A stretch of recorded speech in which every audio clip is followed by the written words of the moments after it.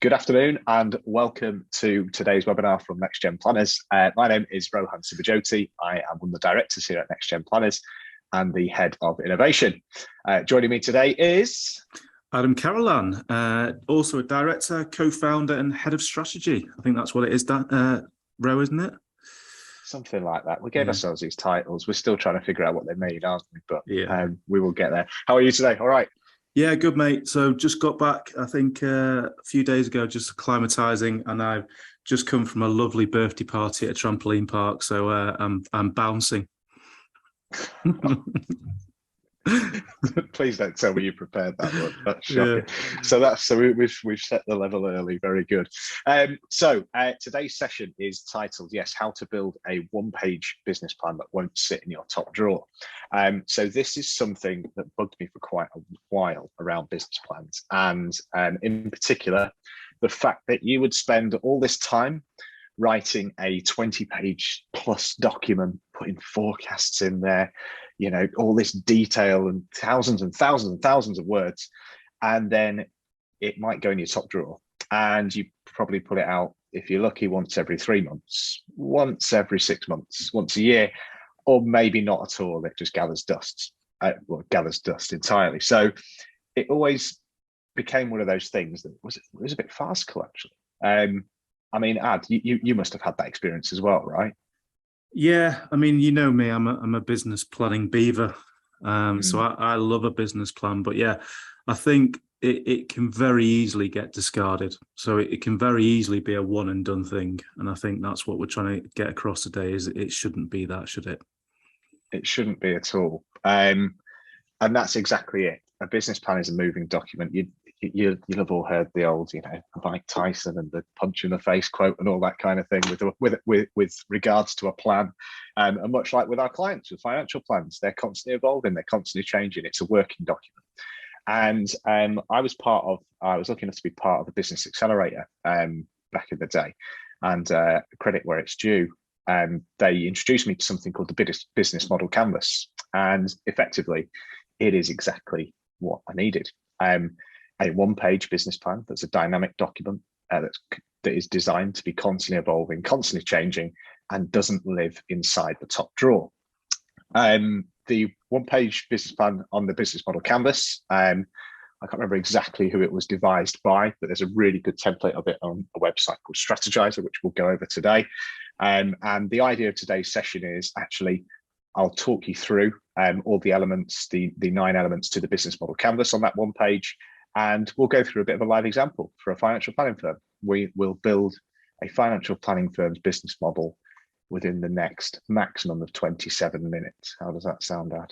Sounds great. And put on the chat if you've got any questions. We'll probably come towards the questions at the end. We'll probably leave about 5 or 10 minutes for questions. But yeah, anything you think of, pop it in the chat and we'll come through it. I think there's a anonymous version, and there's if you're happy to share it as well, just share it amongst the group. But yeah, let's get started. Cool, let's go. So here we have the template for a business model canvas. See my screen all right, Ad? Check that with you. It's great. You've done quite a few of these with a lot of firms, haven't you, Ro? Yeah, quite a few over the years, and with various businesses I've got. So again, a lot of the stuff that we use here and stuff that we bring in from other places, we use ourselves. So just up on the wall here to my right hand side in front of me is NextGen's one. I'm not going to share that with you right now because obviously there's some sensitive information on there, but that's NextGen's one, and I'll tell you why it's on the wall just a little bit later on as well, and actually what format it's in too. But the way to look through a business model canvas, it covers these 9 areas. So you've got key partners, key activities, key resources, value propositions, customer relationships, customer segments, channels, cost structure, and revenue streams. And when you're first looking at this document, effectively what you're trying to get onto a business plan is the things that are most important to the business, the things that actually, you know, where the customers are, you know, what the values are, what the key things are, instead of all the detail and the gumph and everything else that you throw into some business plan. But sometimes you can look at this thing and think where to start. it's quite a difficult place to know where to start this document. So I'll give you a few pointers on where to start as we go through. Just before we do that, Ro, why? I mean, you love this document. I quite like it as well. But why was it this one? Because there's various business planning documents and templates out there, and lots of different formats. What was it about this one that drew you towards it? This one for me, because it works. So I have had experience with it.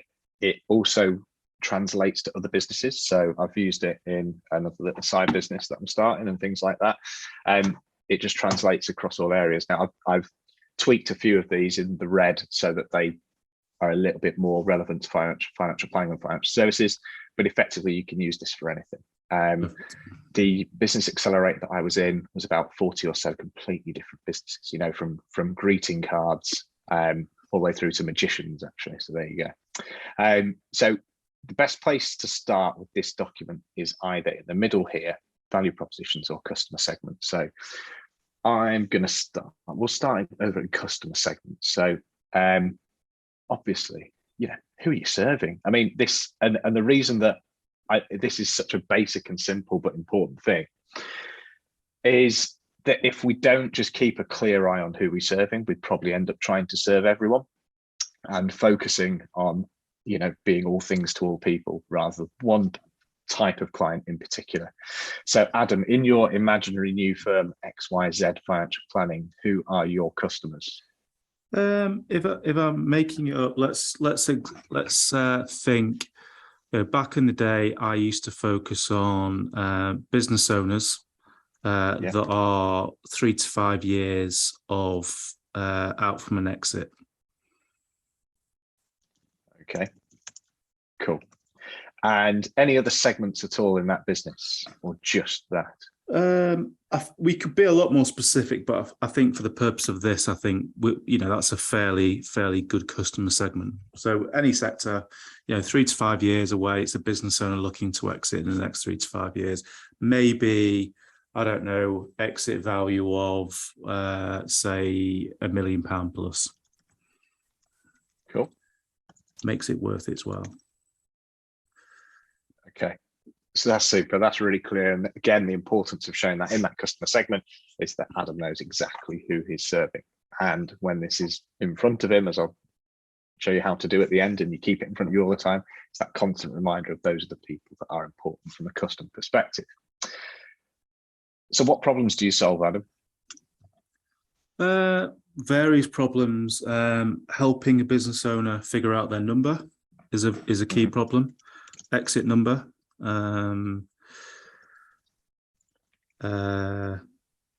It could be various problems around pensions. Very simple one. A lot of business owners don't get around to sorting the pensions or life cover. Finding an advisor they could trust. So this would be a lot of problems, wouldn't it, for a business owner?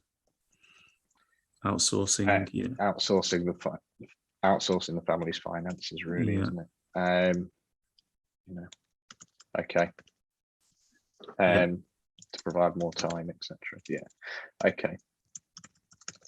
Cool. And what's the absolute value that you deliver? What do you mean? So if someone were to say to you, you've asked me for this fee, Adam, what am I going to get for that fee? What is the value for that fee? Well, someone who's an expert in helping business owners get what they need from the business for their personal finances. So this is where customer segment and niche comes in, specialist in Absolutely. Helping business owners determine what value they need from their business for their personal finances. And this could be in divorce, this could be in any certain segment, could be in retirement. You want to be perceived as the expert, and that's what I think derives value. Totally love that. So just straight away from putting a few things into there. And by the way, those bits in red at the top in each of these sections are just little hints, tips, pointers to get you to where you need to be within that section. Feel free to work it around however you want it. But already within that, you can see there's some quite clear value to the things that you do with clients. And again, that constant reminder of, why I'm here, doing what I'm doing. This is the value that I provide, that constant reminder. customer relationships. So what I mean by this is, and what type of relationship do you have, is this a ongoing relationship? Is this a one-off financial plan style relationship? What kind of relationship is it, Adam, in your firm? Yeah, so imaginary firm, let's say we have some initial relationships where we just do the financial plan, maybe not, profitable enough to take on ongoing, but we keep in the background, and then we have ongoing relationships as well. Sound. And around customer relationships as well, so how is that structured?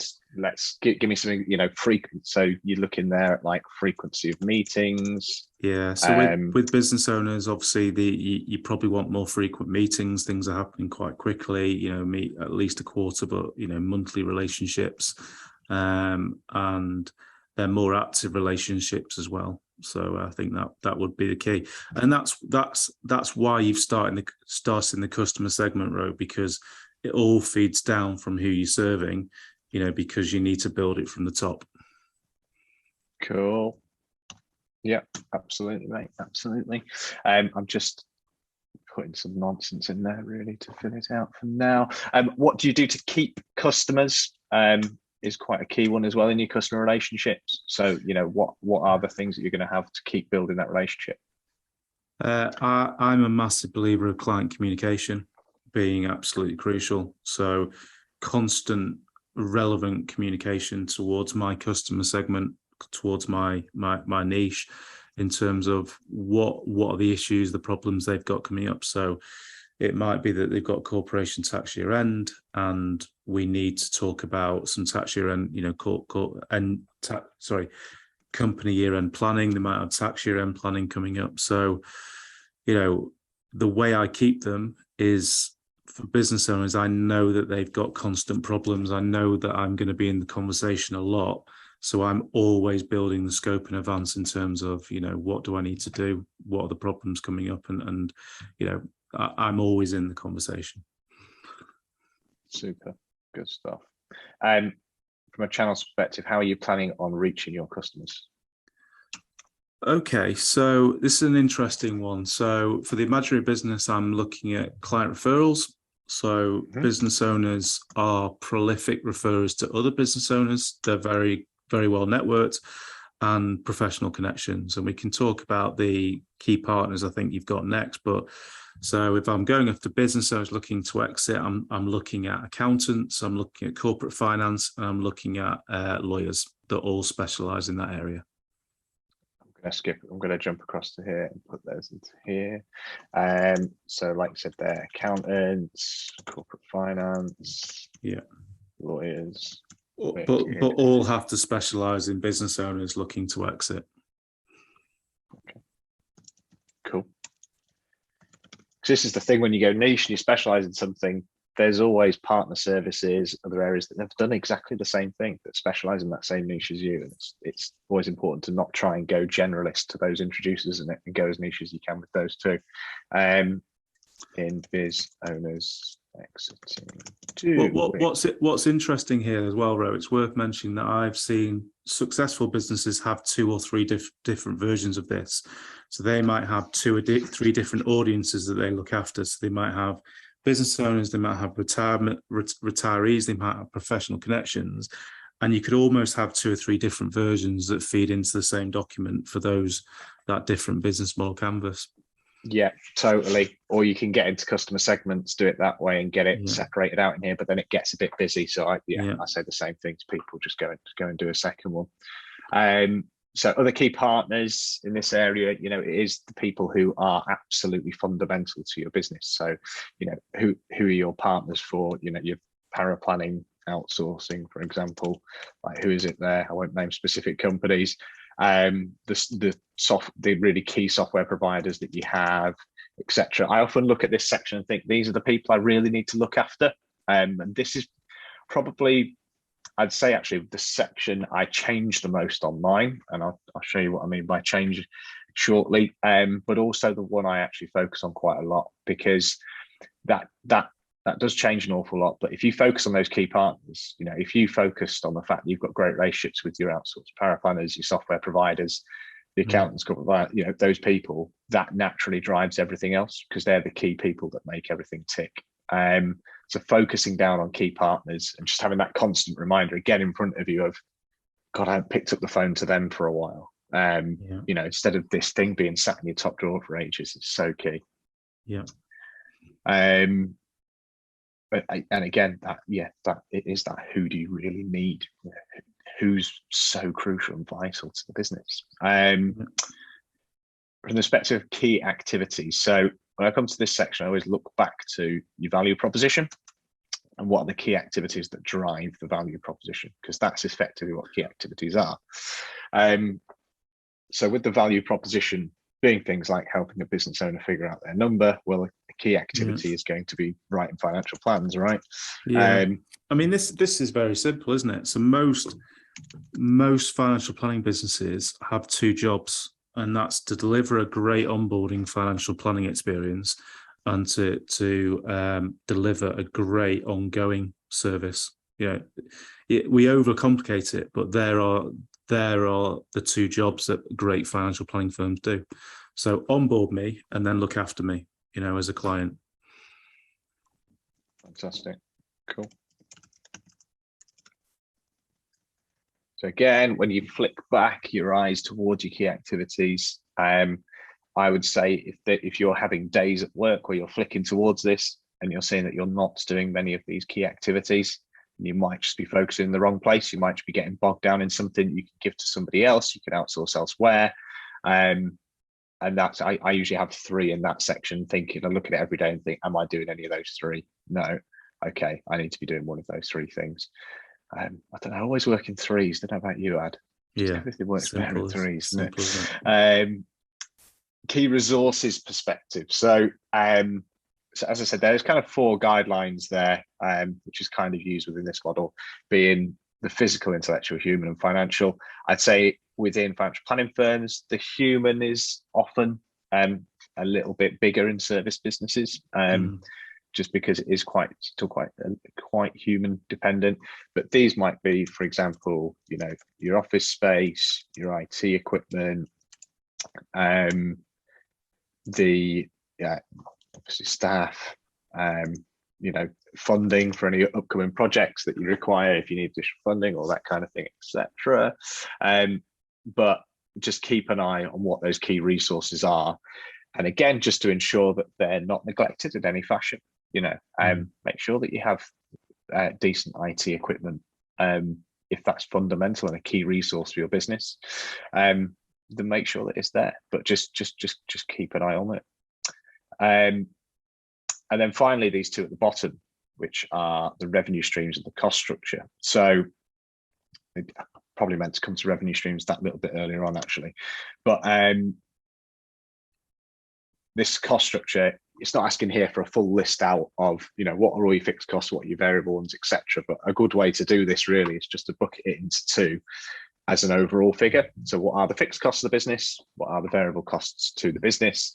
And I always like to have a top 3 again of what are the most important, what are the most expensive monthly outgoings, or the most expensive and the most expensive annual outgoings for the business. So I have those. So behind this for us is a budget spreadsheet, isn't it? And a budget within Xero. So, this is for me a separate piece of work that every good business needs a budget in terms of what are your costs going to be over the next over the next 1 to 3 years, and plan it out. And then you bring that data onto here. Absolutely. So our budget's set, what is it, right through till 2026 now, isn't it? For the business. So we've gone to that element of forward planning and the like. This is just your document to flick towards, but you can see already the way that it's building out. Effectively, if you're doing the things on here, then you're doing right by your business, and it's going to grow and it's going to do well. How is revenue generated? Again, this is looking towards, do you have different revenue streams? So do you have a freemium thing? Do you have a model where you give a lot away for free and then there's something at the end? Is it one-off? Is it ongoing, etc.? But how how is revenue generated, because this is hugely important actually to have on here, because again, just that constant reminder of how revenue is generated for your business and the ways that you can generate revenue constantly shoved in your face will help you focus on generating revenue. Which again, as you know, we say to all people starting up businesses and starting up financial planning firms, that first 12 to 18 months being quite tough. You live and die by what revenue you generate. It's, you know, the old cash is king sort of thing is totally true here. You have to generate some revenue. Telling the focus on it is totally there. But already with this document, and obviously we've absolutely whizzed through just building that out, you can see quite clearly who you serve, what your value proposition is, how you deliver it, who your key partners are, who you need to go take out for coffee next month, what your important costs, what your important revenue streams, etc. And I've been referring to a couple of times on this call the way that I use it. I use this slightly differently to this document. So this is cool. And if anybody wants a copy, a blank copy of this, go to strategizer.com. Just at the bottom there, you can download a blank copy. If you want one with a few pointers on it and things like that, just drop me a note. I'm happy to send a version over. But the way I use this document, the way I was taught to use this document, was to have a physical copy. So there is still something about having a physical copy and having something in front of you all the time, as opposed to being on the screen, because it is more visible, it is there all the time, and it will just keep nudging you, giving you that constant reminder. But a physical copy, not written on. So the idea is that pen never touches this, pencil never touches this document. It's completely blank, but you use Post-it notes. So you go out and you buy some beautiful bright pink, bright green Post-it notes, whatever it is, and you do the whole tear it off into thin strips and stick to each part. So not just one big fat Post-it note in a section, just thin ones for each line of text that you want, and use them to populate each section. And on my right here, on my wall, is my NextGen business model canvas with Post-it notes across it all. Now, the reason I use Post-it notes, of course, is because the whole point of this document is that it's interchangeable, is that it's a working document and it's not something that's set and stuck in stone. So if, say, a key partner is no longer a key partner, or a more key partner comes to fruition, I can very quickly rip one off, stick one on, the document's still relevant, it's constantly working, constantly evolving, and it's not just one document set at a place in time. That is some kind of business plan you look at 3 years later and laugh at it and think, my business went nothing like that. And the whole idea is that it's up to date, and the whole idea is that it's constantly evolving with the times. And like I said, it's something I use regularly. It's really good. Used with a number of firms. It's been really cool, especially with people setting up and that. But it's used across industry, and it's just a great way of doing this. Okay. So it's been used throughout, I guess, our programs with people as well. So throughout Blast Off, we've been using it with clients in there. It's been pretty cool. And we've now moved Blast Off obviously into Advice Stack, which is quite good as well. So that's all included within there. And this is used now within our 30-minute accountability sessions that we have every month with people in Advice Stack as well as the one-page business tracker document that we have too.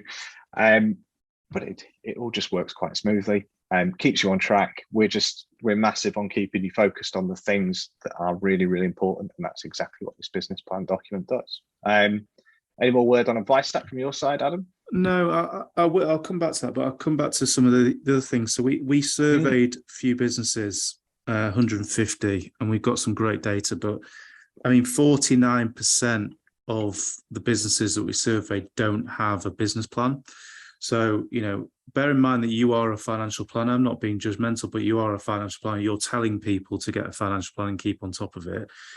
I think it's a minimum requirement for financial planning businesses to have their own business plan. And actually, the process is in the planning. It's not necessarily the document. So You know, you use business model canvas, I use a one-page plan that's a bit simpler. It doesn't really matter which document you use it, as long as you write something down, and you keep on top of it and you keep reviewing it, because that really should feed into strategy. So you should have a high-level document that then says, okay, are the decisions that we're making on a day-to-day basis focused towards that business plan? Another one, 47% of businesses don't have a board or accountability meeting. We use board or accountability because some of the businesses won't be big enough to have board meetings. Doesn't mean you shouldn't have accountability meetings. So that's why we built the accountability sessions into Advice Stack for the companies that don't have lots of people and don't want to sit down every quarter to have a board meeting. You know, it's just a chance to bounce some ideas off and make sure you're on track with someone for 30 minutes. I think whether it's with us, it doesn't really matter, but you should be doing that in your business. Should be saying, am I on track? Are there any things that I could be doing better? I think every month as a business owner, every quarter as a minimum. So those two stats alone, around about 50%, are low-hanging fruit for most businesses. And we've noticed, haven't we, Ro, in the last 2 or 3 years, we've got really focused within NextGen of having a business plan, having regular board meetings, having accountability, and our business has directly benefited from that focus. That's fair to say. Absolutely. Yeah, absolutely. Otherwise, it's an element of you just kind of wandering that little bit aimlessly and then coming back to something, you know, once a year or whatever it is for a bit more of a realignment. You know, firms have these things like strategy days or whatever they are, where they do once a year. But then nothing really happens in between. There's a load of actions and nothing happens in between. A year's a long time. Especially in a young business, a year's a really, really long time. So it is so important to have those. I think there's just something in the Q&A there. Somebody's saying that they agree business model canvas works really well. Used it extensively earlier this year, trying to figure out direction needed for my new business. We have 3 different value propositions, so creating a canvas for each separate one. Perfect. Yeah. Exactly how it should be used. Yeah. Cool. Really good. Really good. Any other questions? We got a couple of minutes before we go, but I think we've covered most things there. Yeah, I think we're pretty good. The reminder, if you want the blank version, to go to strategizer.com. I think you've got to exchange your email address for it and probably unsubscribe from the mailing list shortly afterwards or whatever it is. But if feel free to reach out and ask us any questions about it, because we can talk about this stuff all day. Absolutely. And if you want a version with a little bit of text and a bit more direction, whatever it is, drop me a note through LinkedIn, NextGen platform, whatever it is. Totally cool. We can talk about this stuff all day. I actually could. It's great, isn't it? It's loads of fun. But look, thank you all for tuning in, and we hope to see you very, very soon. Cheers, guys. Take care.